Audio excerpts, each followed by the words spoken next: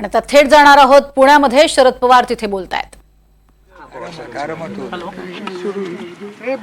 EVM संदर्भात आत्मक्लेश आंदोलन एकीकडे सुरू आहे. बाबा आढाव हे 95व्या वर्षी महात्मा फुले वाड्यामध्ये आत्मक्लेश आंदोलन करतायत आणि या आंदोलनादरम्यान त्यांनी काळजी व्यक्त केलेली आहे, चिंता व्यक्त केली आहे आणि आता तुम्हीच विरोधकांनी एकत्र येत सर्वसामान्य नागरिकांना एकत्रित करा आणि याविषयी बोला असं म्हटलेलं आहे. त्यावर आता शरद पवार काय बोलतात हे पाहणंही महत्त्वाचं असणार आहे. नुकताच शरद पवार यांनी भेट घेत असताना बाबा आढाव यांना एक मेसेज दाखवला ज्यामध्ये तब्बल 65 लाख मतदान हे राष्ट्रवादी काँग्रेसच्या शरद पवार गटाला झालं. त्यांचे 10 उमेदवार निवडून आले. बाबा गेल्या 3 दिवसापासून परवाच्या त्या देशामध्ये निवडणुका झाल्या आणि त्या संबंधीची एक अस्वस्थता सर्व देशाच्या सर्व भागात जे आहे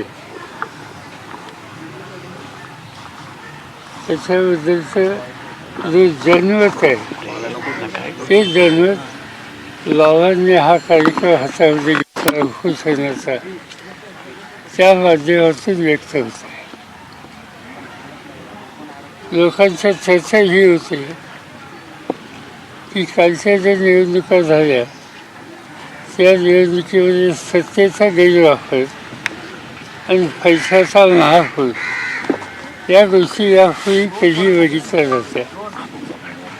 स्थानिक पातळीवरच्या ज्या निवडणुका असतात त्याच्यामध्ये अशा तक्रारी कुठे ना कुठे ऐकायला मिळतात, नाही असं नाही.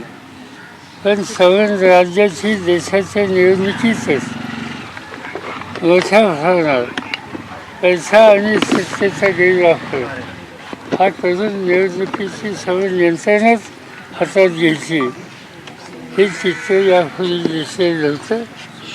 ते यावेळी महाराष्ट्रात बघायला मिळाले आणि त्याचा परिणाम लोकांची अस्वस्थता वाढलेली आहे. लोकांच्यातली जी चर्चा मी 2 दिवस ऐकतोय की कालच आंदोलनाला येत असताना आंदोलनाच्या बाहेर जे काही लोक भेटले त्या सगळ्यांना लेखकच नारायणांची आठवण आली. आज कुणीतरी या दृष्टीनं प्रभावी पाऊल टाकण्याची आवश्यकता आहे.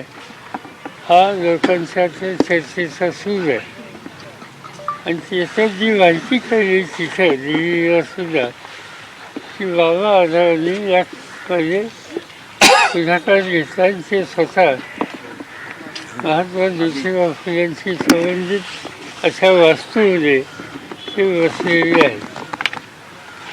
एक प्रकारचा दिलासा बाबांच्या या उपोषणानं सामान्य लोकांच्यात येतोय असं मला स्वच्छ दिसतं.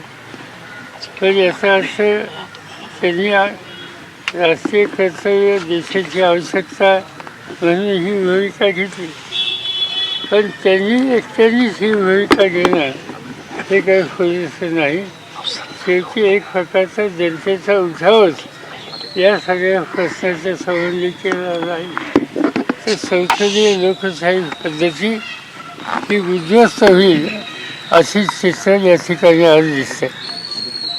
देशाची सूत्र ज्यांच्या हातात आहेत त्यांना याच्याबद्दलचं काही पडलेलं नाही. इतकी चर्चा सर्व देशात आहे आणि हे माहीत असताना संसदेमध्ये हा प्रश्न उपस्थित करण्याचा प्रयत्न दोन्ही सभागृहामध्ये विरोधी पक्षांनी केला तर त्यांना बोलून द्यायचं नाही. एकदा 6 दिवसाच्या अधिवेशनामध्ये रोज सकाळी 11 वाजता विरोधी पक्ष नेते दोन्ही सभागृहाचे या गोष्टीला आमचं म्हणणं मांडायला आम्हाला संमती द्या एवढी एक मागणी करतात की या 6 दिवसात एकदा मंजूर झाली नाही. एवढं नाही तर ते हाऊस बंद झाले. त्यामुळे 1 मिनिटसुद्धा या 6 दिवसात सभागृहात कुठल्याही देशाच्या प्रश्नाची चर्चा होऊ शकली नाही. याचा अर्थ स्वच्छ आहे की संसदीय लोकशाही पद्धती याच्यावरच हा आघात हा राज्यकर्त्यांचा आहे. आणि याच्यासाठी आता तिथं काय चाललं आहे इथपर्यंत सीमित ठेवून चालणार नाही. शेवटी लोकांच्यातच जावं लागेल, लोकांना जागृत करावं लागेल. खरं म्हणलं तर लोक जागृत आहेत, त्याच्यात कोणताही उठाव केला पाहिजे. आज त्याची आवश्यकता आहे. हे बाबांच्या उपोषणातनं स्पष्ट झालेलं आहे. आणि माझी खात्री आहे की याचा परिणाम जो आवश्यक आहे तो आज ना उद्या हा देशाशिवाय राहणार नाही. सत्तेचा गैरवापर आणि बऱ्या लोकांना संरक्षण या दोन्ही गोष्टी या ठिकाणी दिसतात. त्याच्यात सखोल मी जाऊ इच्छित नाही, पण आज हे प्रश्न उपस्थित झाले त्याची नोंद आपल्या सगळ्यांना घ्यावी लागेल. राज्यभरात 22 उमेदवारांनी फेरमतमोजणीची मागणी केली साहेब, समाविष्ट आणि पैसे देखील भरले आले होते. 30% मतं मशीनमध्ये देतो असं तुम्ही सांगितलं मगाशी, पण तुमचा विश्वास बसला. नेमकं काय होतं ते मधलं 30% ऍड करण्याचं? दिसतंय आता माझ्या हातात त्याचा पुरावा नाही. काही लोकांनी प्रेझेंटेशन आम्हाला केले की हे या पद्धतीने करणं शक्य आहे, ते केलं नाही. लक्षात आमची कमतरता आहे की आम्ही त्यांचा विश्वास ठेवला नाही. आम्हाला असं वाटतं की निवडणूक आयोग इतक्याच लोकांची भूमिका चुकीची घेईल असं आम्हाला वाटलं नाही. त्या संस्थेवर गैरविश्वास आम्ही व्यक्त केला नाही. पण निवडणुकीच्या नंतर याच्यात तथ्य असं कायमापाशी दिसतं. ईव्हीएमवर संशय व्यक्त केला जातोय. राज्यभरातील 22 उमेदवारांनी फेरमतमोजणीची मागणी केली आणि तसे पैसे देखील भरले. ठीक आहे, त्याचा फेरफार काय येते त्या बघूया. पण मला शंका वाटतं याचं काही फार पुढे येईल. साहेब, शेवटच्या 2 तासात ना काँग्रेसच्या अनेक नेत्यांनी देखील आरोप केले, शेवटच्या 2 तासात राज्यात 7% वर मतदान झाले. बाळासाहेब थोरातांनी आकडेवारी सांगितलं की शेवटच्या 2 तासात 5.5 लाखापेक्षा अधिक मतदान झाले. असं होऊ शकतं असं तुम्हाला वाटतं? त्याची आकडेवारी जी आलेली आहे शेवटच्या 2 तासाची ती धक्कादायक अशा प्रकारची आहे. बाळासाहेब थोरात जे बोलले ते एकट्या बाळासाहेब नाही अशी माहिती अनेकांनी दिली, आधारासह दिली. आणि त्याचा विचार हा करावा लागेल. काँग्रेस पक्षाची कार्यकारिणीची बैठक झाली, त्याच्यात या विषयाची काही चर्चा झाली आणि एकत्रित बसून हे जे इंडिया आघाडी हे जे संघटन तयार केलेलं होतं त्यांनी हा विषय घ्यावा अशी चर्चा आहे. माझ्या मते सोमवारी मंगळवारी त्याच्यात काहीतरी निर्णय होईल. साहेब, जे 15% मतं सेट केली गेली असं सांगितलं जातं, खरंच तुम्हाला विश्वास बसते का या गोष्टीवर? आधी बसत नव्हता, पण आता त्याच्यात तथ्य असं पातळी दिवसात दिसायला लागली.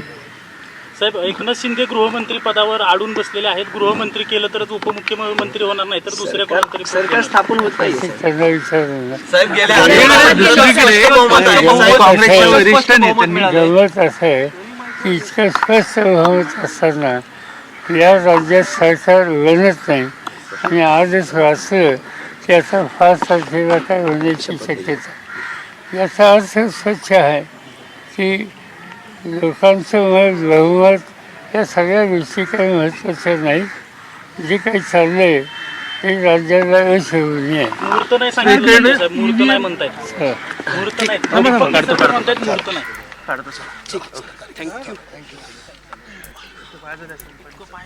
तर बहुमत असूनही सरकार स्थापन होत नाही याचाच अर्थ स्पष्ट दिसतो आहे. असं म्हणत जनतेची एक प्रकारे ही फसवणूक झालेली आहे का असा प्रश्न त्यांनी उपस्थित केलेला आहे. लोकांमध्ये जाऊन आता त्यांना जागृत करावं लागेल. स्पष्ट बहुमत असतानाही सरकार बनत नाही असं म्हणत शरद पवारांनी जोरदार टीका केलेली आहे. आणि अजूनही सरकार का होत नाही यावरती त्यांनी बोचरी अशी टीका केलेली आहे. आता लोकांमध्ये जाऊन त्यांना जागृत करावं लागेल. सरकारला विरोधकच नको आहेत अशी ही भूमिका शरद पवारांनी व्यक्त केली आहे. आणि देशात ज्यांची सत्ता आहे त्यांना याचं सगळ्याचं काहीही पडलेलं नाही आणि म्हणून संसदेत बोलू दिलं जात नाही असंही त्यांनी म्हटलंय.